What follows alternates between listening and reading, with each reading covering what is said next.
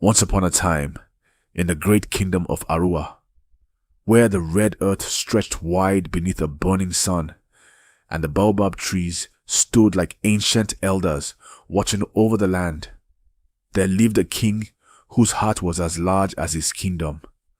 His name was Obadanladi, and the people loved him the way the dry earth loves the first rain, deeply, desperately, and with a kind of hunger that has no words. Now Obadanladi had everything a man could want. He had gold that filled 3 storerooms. He had cattle that made the grasslands tremble when they moved. He had a palace whose walls were decorated with cowrie shells and red clay, so bright it seemed to glow at sunset. But the one thing the king did not have, the one thing that gnawed at him in the quiet of the night, was a wife who truly saw him. Not the crown, not the throne, not the power. Him, the man beneath the royal cloth. His first wife, a daughter of a great northern chief, had come to the palace with a heart full of ambition and a tongue sharp enough to split a bamboo cane. She loved the palace, not the man. His second wife, a merchant's daughter from the coast, counted his gold more carefully than he did. And so Obadanladi moved through his own palace like a ghost, surrounded by people, yet utterly alone. It was in the 20th year of his reign that everything changed. It changed not in the throne room, not on the battlefield, but in the kitchen. The king had fallen ill. Nothing serious. A fever that the palace healers managed with roots and steam. But during those 3 days of weakness, the royal kitchen was placed under the supervision of a man named Baba Tunde, the head cook who had served the palace for 30 years. And it was Baba Tunde's daughter, Adaeze, who carried the king's meals to his chamber door. The palace rules were clear. No unmarried woman was to enter the king's private chamber. So Adaeze would place the tray outside the door and knock 3 times, then step back. But on the second day, as the king struggled to rise, and the tray sat untouched, and the soup grew cold, something in Obadanladi stirred. He called out. She answered, and through that half-open door, a conversation began that would outlast the fever, outlast the season, and outlast the lives of many. She spoke to him not as a king, but as a man. She asked him if the pepper in the soup was too much. She told him her mother used to say that food without love is just medicine. She laughed, a real laugh, not the careful, practiced laughter of the court women. And the sound of it moved through the king's chest like warm water. When the king recovered, he asked for her name. When he learned she was the cook's daughter, his advisors warned him with their eyes before their mouths could even open. But Obadanladi had heard enough careful advice in his life. He had followed wisdom and ended up lonely. Perhaps it was time to follow something else. He called Baba Tunde to the throne room. The old cook came trembling, certain he had committed some offense. But the king rose from his throne, something kings rarely did, and said, "Old friend, I wish to marry your daughter." The silence that followed was so heavy the walls seemed to lean inward. Baba Tunde wept, not from joy alone, but from the terror of joy, the fear that comes when something too big lands in your small hands. He gave his blessing, and Adaeze was brought before the king. She did not bow her eyes. She met his gaze steadily, the way a woman meets the face of something true, and she said, "I will marry you, Obadanladi, but you must know, I will never lie to you, not even to protect your feelings. That is the only dowry I bring." The king smiled for the first time in years. "That," he said, "is more valuable than all the gold in my storerooms." The wedding was celebrated for 7 days.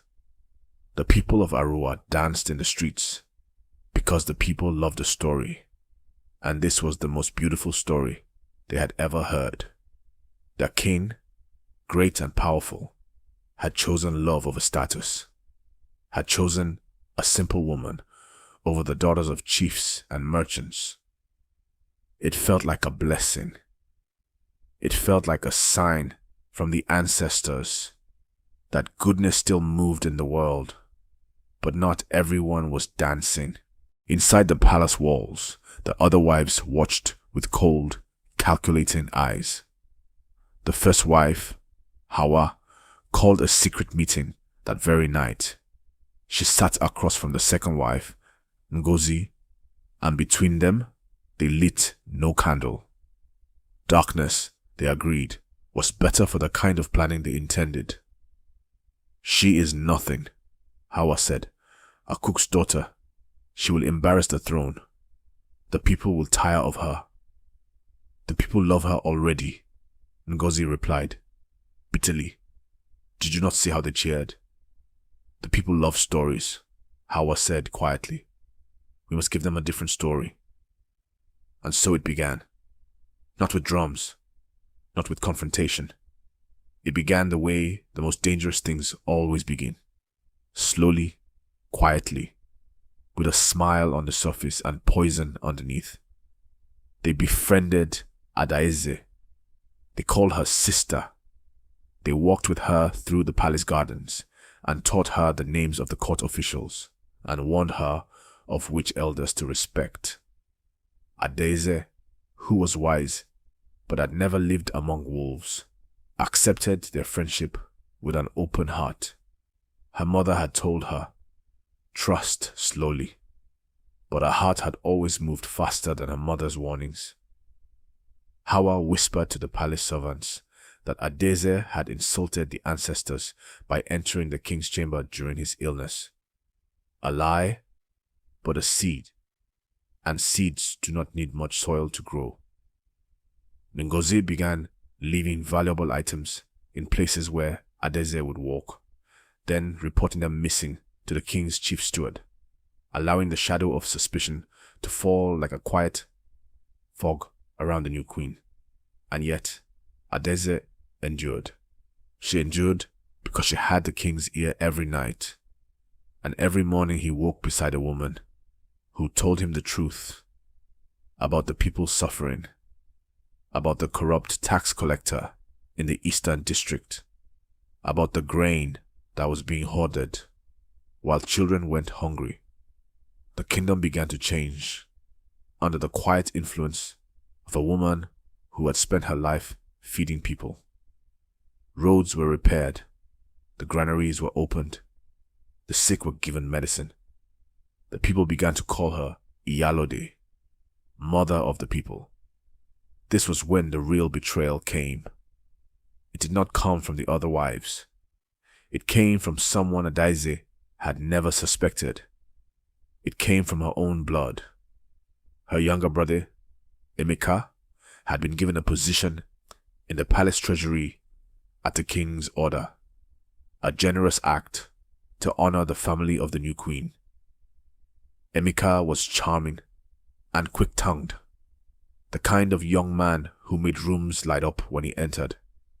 But behind those bright eyes lived a hunger that had nothing to do with food.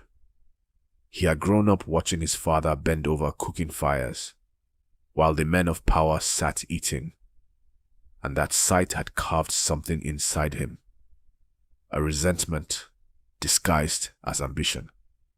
Hawa found him, as she always found the cracks in walls. She offered him gold and a promise. If the queen fell from grace, Emeka would be given a merchant's license and the trading rights to the northern roads. All he had to do was carry a message, a small thing, a letter, to be delivered secretly to the king of a neighboring territory, suggesting that Oba Danladi's new queen was advising the king to renegotiate the border treaty, which was true, and that she was doing so because her true loyalty was to the Eastern merchants who had paid her father for years, which was a lie dressed so carefully in truth that it could fool even the eyes of the wise. Emeka delivered the letter. The neighboring king, already proud and easily offended, confronted Oba Danladi during a trade summit. He produced the letter. Oba Danladi's face went cold, and still the way a river goes, still before a storm breaks it open. He returned to the palace in silence. He did not go to Adaize. He sat on his throne alone and let the poison of doubt do what poison always does. Spread. Hawa was there at his elbow, weeping beautifully. I did not want to believe it, my king, but I have seen her meet with strangers at the palace gate. I said nothing because I feared for my life. She told me the women who speak against her in this palace will have their tongues cut. It was all lies, but grief makes a man's judgment slow, and this king who had been so careful, who had chosen love so deliberately, found himself sitting across from his beloved and asking in a voice barely above a whisper, "Did you betray me?" Adeze looked at him. She did not cry. She did not beg.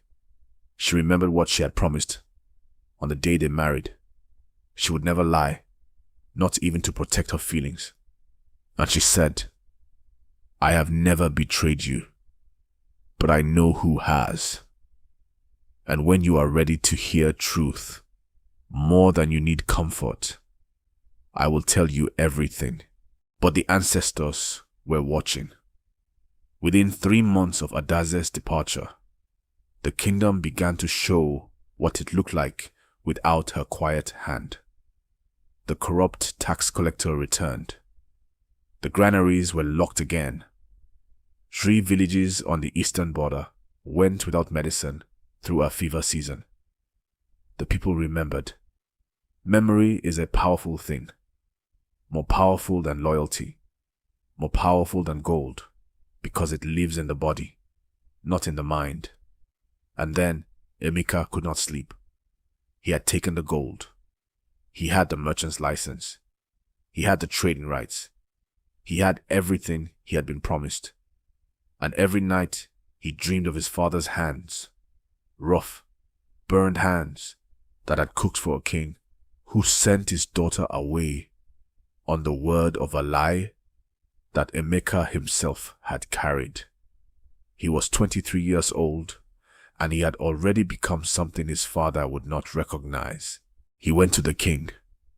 He walked through the palace gates in the early morning, when the light was still low and gold, and he fell to his knees before the throne and confessed everything. Every word, every name, the letter, the gold, Hawa's whispered promises. He confessed it the way a man confesses who is tired of carrying what he has done. Not slowly, not carefully, but all at once, like a dam breaking.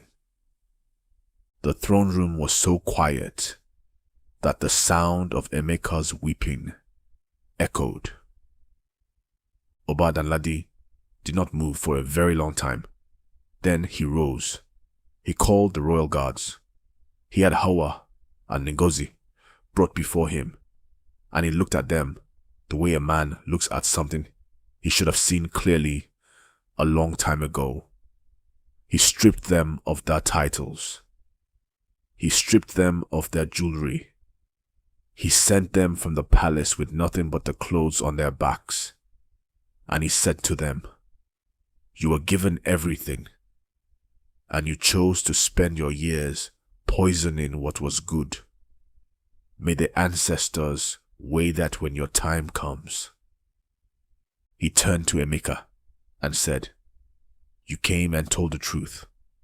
That does not undo what you did, but it is more than many men do. You will spend 2 years working in the villages. Your silence helped to suffer. When those 2 years are done, you will come back and we will speak of who you choose to be." Then the king rode himself to his father-in-law's house. He did not send messengers. He did not send gifts ahead. He rode alone, with no escort, no royal cloth, just a man on a horse, arriving at the home of a cook at sunset. Old Babatunde saw him coming and did not rise. He sat by his fire and watched the king dismount and walk toward him, and he said only, "My food was always good enough for you. I wonder if my daughter is." The king sat down in the dust beside the old man. He did not answer immediately. He sat with the question, the way the question deserved to be sat with. Then he said, "She is better than me. I am hoping she will forgive me anyway." Adeze came out of the house and stood in the doorway. She had not changed. She had not broken. She had spent those 3 months the same way she had spent her whole life, feeding people, tending wounds, telling truth. She looked at the king in the dust beside her father, and she felt the full weight of what love costs, how it asks you to remain open, even after it has hurt you, how it demands a kind of courage that swords cannot teach. She walked to him. She sat beside him in the dust, and she said, "I told you I would tell you everything when you were ready to hear truth more than you needed comfort." "I am ready," he said. "Good," she said. "Then let us begin." They sat there until the fire burned low and the stars came out over Arua, and Babatunde cooked one last pot of pepper soup, the same pepper soup that had brought them together, and he served it without ceremony, in clay bowls, eaten by firelight, the way real things are eaten, not in palace halls, not under golden lamplight, but in the company of people who had decided that honesty, even when it hurts, is the only foundation on which anything lasting can be built. Adeze returned to the palace. The people of Arua danced again, but this time it was a different kind of dancing. Not the dancing of surprise or novelty. It was the dancing of people who had seen their queen suffer and return with her dignity unbroken, and who understood now, in their bones, that she was not a story. She was a lesson. She was proof that truth, though it may be cast out of the palace, always finds its way home. Oba Danladi ruled for 30 more years, and in all those years he was known for many things. For the roads he built, for the granaries he opened, for the corrupt men he removed from power. But the story that his grandchildren told, and their grandchildren after them, was not about his gold. It was about the morning he rode alone, without his crown, without his cloth, without his guards, to sit in the dust beside an old cook's fire and ask for forgiveness from a woman who had never lied to him. Because in the end, that is what the ancestors remember. Not the crowns, not the gold, but the moments when a man lays down his pride and chooses love, real love, the kind that costs something, over the comfort of his own blindness. And if you listen closely, even now, in the place where the baobab trees stand and the red earth breathes, you can still hear old Babatunde's pepper soup bubbling over the fire. A reminder that the greatest things in any kingdom are never found in the throne room. They are found in the hands of those who feed others without expecting to be seen, and in the hearts of those who, even after being broken, choose to remain true. That is the story of the king who married his cook's daughter. And if it has taught you nothing else, let it teach you this. Greed dresses itself in friendship. Betrayal often comes from those closest to you. And the truth, no matter how long you keep it waiting outside, will always eventually walk through the door.